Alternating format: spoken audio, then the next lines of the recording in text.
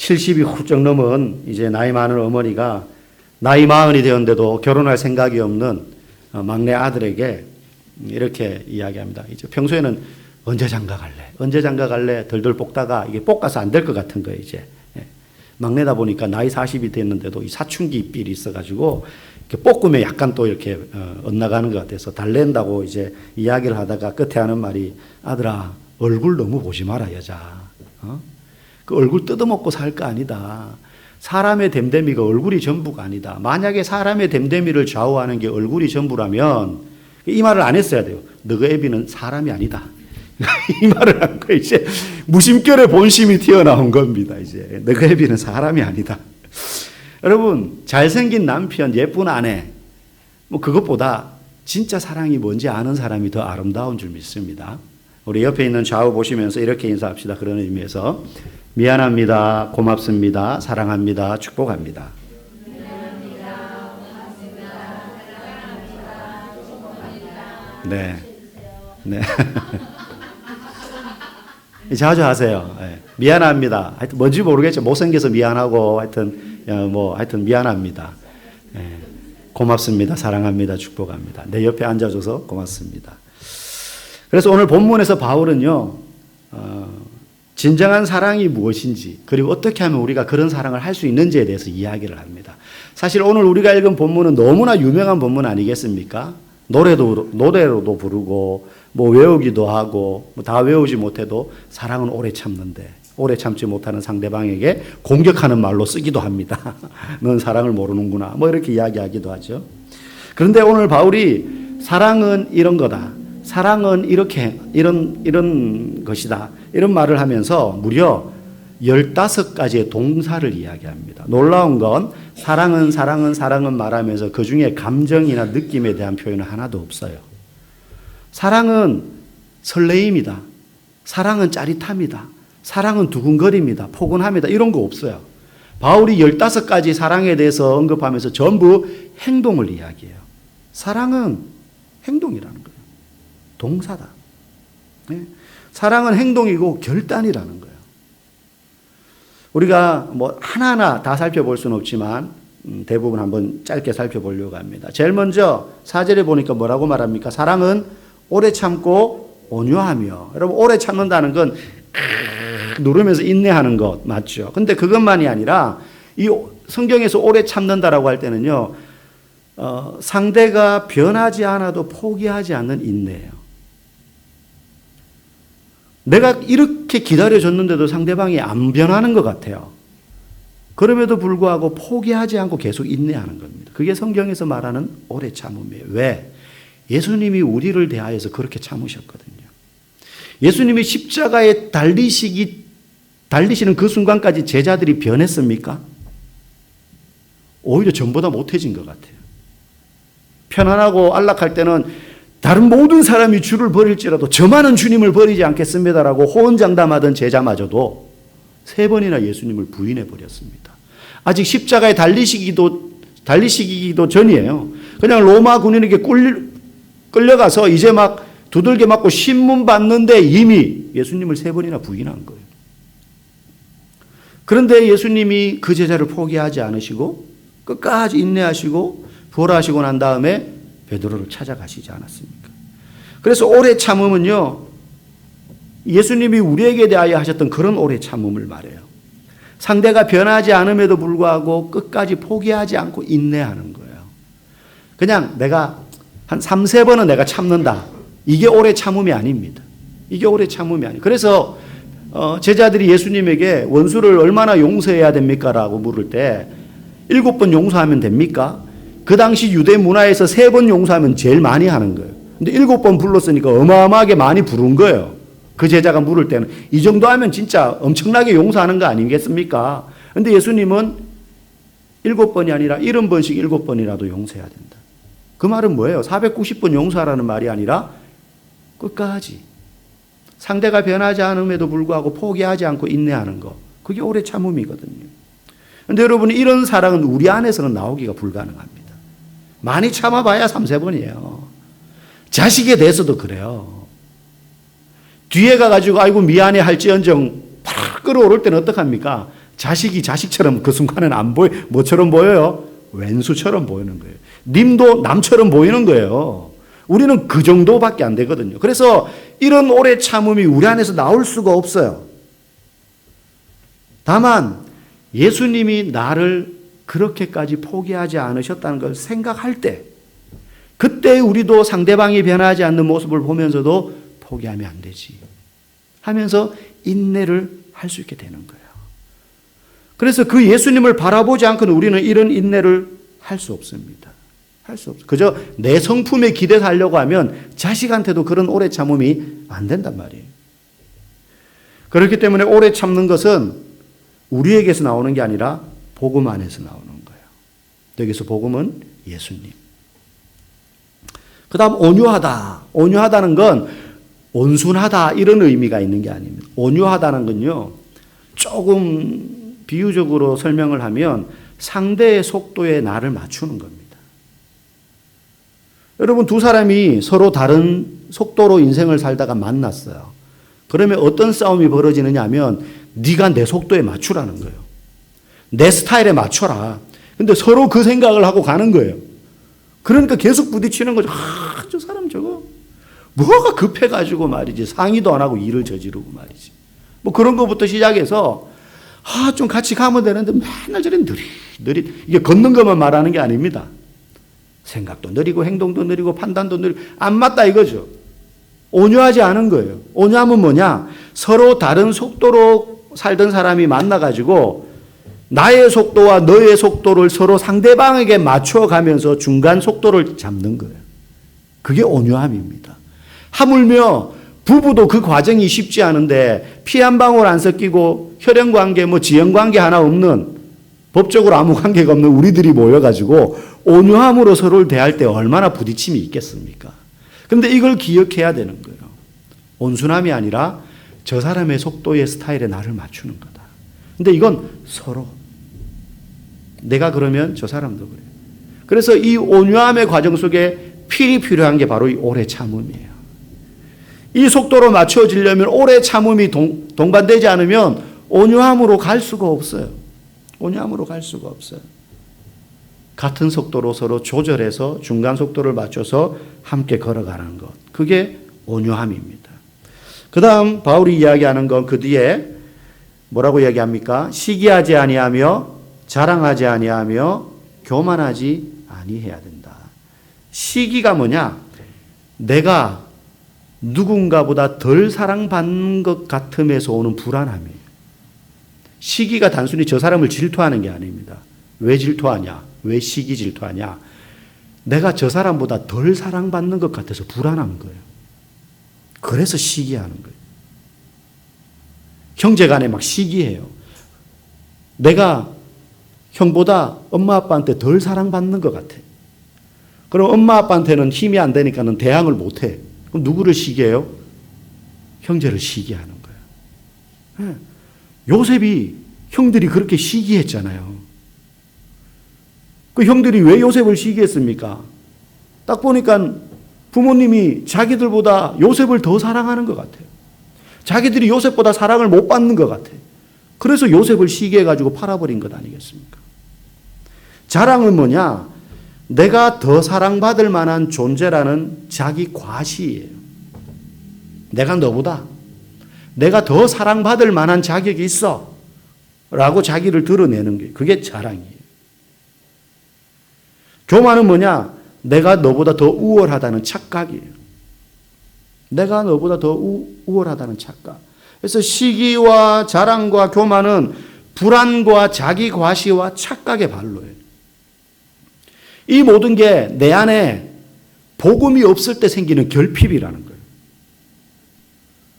예수 그리스도의 그 십자가 복음이 내 안에 없으면 이것들이 들어와 가지고 시기와 그리고 교만과 자랑으로 자기를 나타내려고 한다는 거죠. 그래서 복음은 우리에게 뭐라고 이야기하고 가르쳐 주냐 하면, 그리스도 안에서 너는 이미 완전한 사랑을 받은 사람이다. 더 이상 너는 다른 사람을 시기할 필요가 없다. 더 이상 네가 저 사람보다 더 사랑을 못 받을 것 같은 불안함에 시달릴 필요가 없어. 왜 불안하냐? 그리스도가 너를 완전한 사랑으로 사랑하고 있다는 사실을 믿지 못하기 때문에 불안한 거예요. 그래서 시기하는 거거든요. 비교하지 말라는 거예요. 다른 사람보다 네가 더 우월하다는 착각에 빠지지 말라는 거예요. 그래서 교만하면 안 된다. 왜? 예수님이 너를 위하여서 이미 모든 것을 내어주셨기 때문에 다른 어떤 사람보다 너를 가장 사랑해. 너를 받아주셨어. 그래서 증명하려고 하지 말고 그냥 너 자체로 충분해 라고 복음은 우리에게 가르쳐주고 있기 때문에 이게 우리 안에서 충만해지고 늘 기억되고 믿어져야 그때 우리는 시기하거나 자랑하거나 교만하지 않게 된다는 거예요. 그 다음 5절에 바울이 뭐라고 이야기합니까? 무례히 행하지 아니하며 자기 유익을 구하지 아니하며. 사실 참 여기에 우리는 많이 찔림을 받아야 돼요. 무례히 행하지 않고 자기 유익을 구하지 않는다. 왜 찔림을 받느냐? 우리는 이렇게 많이 하거든요. 어느 날 저녁에 피자가 먹고 싶어가지고 부부가 피자를 시켰어요. 라지 한 판을 시켰습니다. 치즈 크러스트. 맛있어 보여요. 남자가 이야기합니다. 남편이 아니고 여보 오늘 고생 많아서 사랑해. 당신 먼저 먹어. 그러는 거예요. 근데 항상 그렇게 말은 해놓고 가장 치즈가 많이 있는 큰 조각을 이 남편은 먼저 집어먹습니다. 말은 여보 먼저 먹어 해놓고 손은 자기가 먼저 큰 조각을 집어드는 거예요. 여러분 집에도 이런 남편이 있을 겁니다. 근데 그날도 이제 남편이 말합니다. 피자를 시켰어요. 여보 오늘도 하루 종일 고생했지. 피자 먼저 골라 아무거나. 아내가 가만히 텀을 두니까 남편이 안 고르는 거예요. 오늘은 먼저. 그래서 아내가 일부러 가장 작은 조각을 하나 집습니다. 그 순간 남편이 기타 줄이 끊어졌네요. 그 순간 남편이 그럼 난 이걸로 하면서 가장 치즈가 많은 중앙 부위에 있는 조각을 딱 집어드는 거예요. 그 순간 아내가 남편 손목을 탁 잡으면서 말합니다. 동작 그만. 참을 만큼 참았다. 밑장 빼기 그만해. 먹는 거 가지고 장난치다 손모가지 날아간다. 막 이러면서 이제 험한 말을 막 쏟아내는 거죠. 여러분, 자기 중심성. 우리는 고작 그거 피자 한 조각 먹는 거에도요, 자기 중심성이 드러나요, 막. 부부인데도. 말은 여보 사랑해. 당신이 최고야. 그렇게 말을 하는데, 제가 이 설교를 준비하면 저 자신을 돌아봤어요. 왜냐하면 어제가 저희 결혼 기념일이었거든요. 제가 아내한테 여보 나랑 결혼해줘서 고마워 이렇게 말을 했는데 이거 뭔가 내가 말을 해놓고도 진정성이 안 느껴지는 거예요. 어떻게 하면 진정성이 느껴질까? 거짓은 아니지만 우리는요 먹는 거 하나에도 자기 중심성이 드러나요. 말은 번지르하게 하는데 실제 행동은 그렇지 않다는 거예요. 내가 먼저 내 입에 먼저 좋은 게 들어갔으면 싶은 거죠. 죄가 뭐냐? 자기 중심성으로 모든 걸 생각하는 거예요. 내 인생의 주인, 온 세상의 주인이 하나님이신데 하나님을 밀어내고 내가 주인 노릇하려는 본성이에요. 자기 중심성 때문에 내 유익을 먼저 구해야 되니까 상대방에게 무례해지는 거예요. 나의 유익을 먼저 구해야 되는 거예요. 우리의 본능이 자기 중심성으로 가득 차 있어서 먹는 거 하나에도 그런 행동을 하다 보니까 상대방에 대한 배려는 없어지고 존중은 없어지고 무례히 행하게 되는 거예요. 함부로 말하게 되는 거예요. 왜? 내가 더 중요하거든요. 내가 더 중요하고. 제가 이제 죄송합니다. 결혼 기념일 이야기를 해서 아내랑 이제 연애를 오래 하다가 어느 날 장인어른 장모님 이제 집에 가서 결혼 승낙을 받으려고 이미 이제 결혼할 사이다라는 건 이제 서로 인정을 하고 이제 정식으로 이제 인사를 드리러 갔습니다. 그래서 저에서 이제 승낙해 주십시오. 뭐 안 되네 이 결혼 막 이럴 그건 아니에요. 이제 이미 알고 계시니까 이제 시기가 문제였던 거죠. 그때 제가 이런 말을 했어요. 장모님한테 뭐 제가 아시다시피 목회를 할 사람이어서 돈은 많이 못 법니다. 그래도 행복하게 평생 함께 행복하게 해주도록 노력하겠습니다. 이렇게 이제 이야기를 했던 기억이 납니다. 그렇게 말을 하고 결혼을 했는데도 살면 어떻게 됩니까? 내가 더 중요한 거예요. 제 입에 들어가는 것보다 내 입에 들어가는 게 더 중요하고 제 몸보다 내 몸이 더 중요한 거예요. 저만 그렇습니까? 그런 표정이 너만 그래 이런 표정이 몇 분 계신 것 같은데 사실 그래요. 사실 그래요. 우리는 이 자기중심성으로 똘똘 뭉쳐진 존재이기 때문에 그래서 내 유익을 먼저 구해야 되니 배려하지 못하고 무례히 행하게 되는 거예요. 무례히 행하게 되는 거예요. 그런데 예수님은 어떻습니까? 자기의 유익을 구하지 않은 분이에요. 자기의 유익을 구하고자 했다면 겟세마네 동산에서의 기도처럼 그 자리를 피했어야 되는 거죠. 그럼에도 불구하고 우리를 위해서, 자기를 위해서가 아니라 우리를 위해서 자기 생명을 내어주셨습니다. 복음은요, 묵상하면 묵상할수록 내가 외치는 사랑이 얼마나 자기중심적이었는지를 드러내요. 하나님 말씀 앞에, 십자가에 달린 예수님 앞에 나를 비추면 비출수록 사실은 내가 얼마나 자기중심적인 존재인가를 발견하게 돼요. 그걸 보여줘요. 그래서 그 복음 앞에 서서 그런 나 자신을 발견할수록, 그래서 그 복음의 고발을, 그 빛을 내가 받아들일수록 무례히 행하는 나를 발견하고 배려와 존중과 예의를 지킬 줄 아는 진짜 사랑이 무엇인지를 깨닫게 되는 거죠. 내가 했던 건 진짜 사랑이 아니었구나. 여러분 모두가 이 피 묻은 복음 안에서 자기 중심성을 발견하고 상대를 배려하고 존중할 수 있기를 주의 이름으로 간절히 축복합니다. 우리 공동체가, 우리의 가정이 그렇게 되기를 원해요. 그 다음에 바울이 언급하는 사랑은요, 하지 말아야 될 것을 계속 말하죠. 5절입니다. 넘어가 버렸네요. 자기 유익 다음에요. 제가 준비를 못한 것을. 그 뒤에 보면 성내지 아니하며 악한 것을 생각하지 않는다라고 말해요. 성내지 아니하며 악한 것을 생각하지 않는다. 여러분, 우리는, 사람은 누구나 감정의 장부라는 걸 가지고 있어요. 장부. 감정의 장부를 가지고 있어가지고 필요할 때마다 그걸 기록합니다. 네. 상처받았을 때, 서운했을 때, 미운 마음이 들었을 때 그걸 다 기록해놔요. 감정의 장부에. 그래서 필요할 때 그걸 꺼내가지고 읽는 거죠. 너가 이때 그랬잖아. 당신이 나한테 그런 말 했잖아, 그때. 그때 내가 얼마나 참았는지 알아? 내가 자존심이 무시무지하게 상했는데 그때 내가 참아서 그래. 안 그랬으면 우리 진작 이혼했어. 뭐 이런 감정의 장부를 우린 다 기록하고 있어요. 그래서 그 감정의 장부를 지니고 있기 때문에 유사한 일이 생기면 성을 내고 악한 생각을 하는 거예요. 근데 복음은 우리에게 뭐라고 말하느냐? 하나님은 너의 죄를 기억하지 않는다고 말해요. 우리는 누군가를 향한 감정의 장부를 가지고 그걸 기록하면서 생각하고 묵상하는데 하나님은 우리의 죄를 기록하는 장부가 없어요. 그걸 몰라서 다 아시는데 기억하지 않으시는 거예요. 왜? 아들 예수를 통해서 십자가에서 이미 그 장부를 다 불살라 버렸어요. 이미 그 대가를 지불했기 때문에. 그래서 진짜 사랑은 여기서 성내지 아니하며 악한 것을 생각하지 않는다는 말은 과거의 잘못을 반복해서 꺼내지 않는다는 거예요. 여러분, 우리는 서로 과거의 실수와 잘못들이 다 있습니다.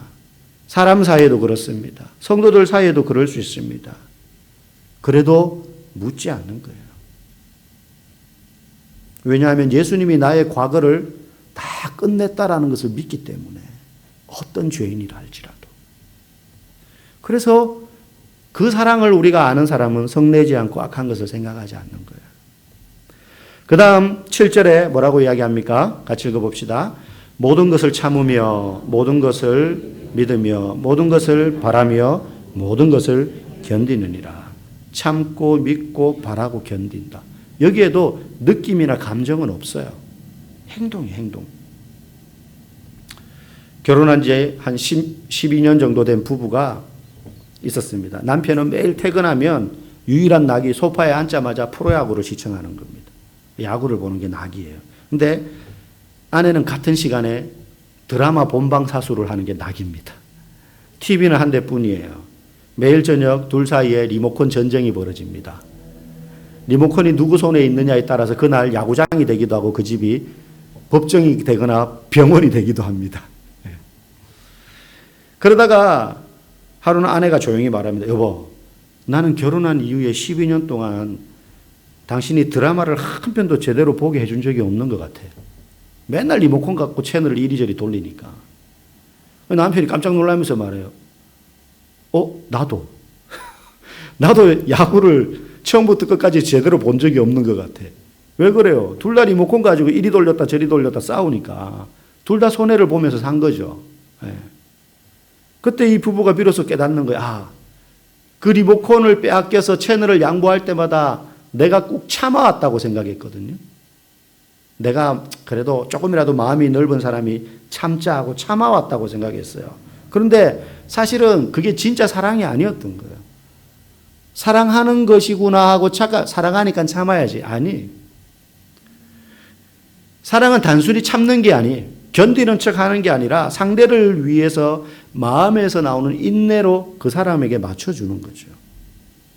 어느 한 사람이라도 만약에 진짜 그 사람을 위해서 채널을 양보했다면 한 사람이라도 온전히 그걸 누렸을까 아닙니까? 그런데 둘 다 참는 척 하다 보니까 12년 동안 둘 다 제대로 야구를 끝까지 본 적이 없고 드라마를 끝까지 본 적이 없어요. 맨날 하이라이트 보고 재방송 보고. 여러분, 우리가 이런 사랑을 한다는 게 우리 자신으로는 불가능하다는 거. 그걸 계속 이야기해요. 어떻게 가능하냐? 답은 하나예요.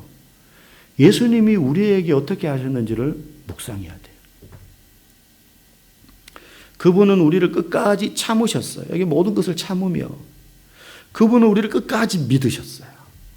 그리고 우리를 위해서 모든 것을 견디셨고 그리고 우리를 위하여 소망의 구주가 되셨어요. 그분은 믿을 수 없는 우리를 믿어주셨고 참을 수 없는 우리를 참으셨고 희망 없는 자들이었지만 소망을 주셨고 마지막까지 견디셨어요. 그래서 바울은 십자가의 사랑을 경험한 사람들에게 지금 이 말씀을 하는 거예요. 너네가 정말로 예수님의 그 십자가 복음을 믿는다면, 그 복음을 너희가 깊이 받아들이고 있는 사람이라면 감정에만 기대는 사랑, 상대방이 변할 것을 기대하면서 있는 사랑, 그런 사랑, 복음 없는 그런 사랑은 지치고 가식이 되고 버거워진다는 거죠.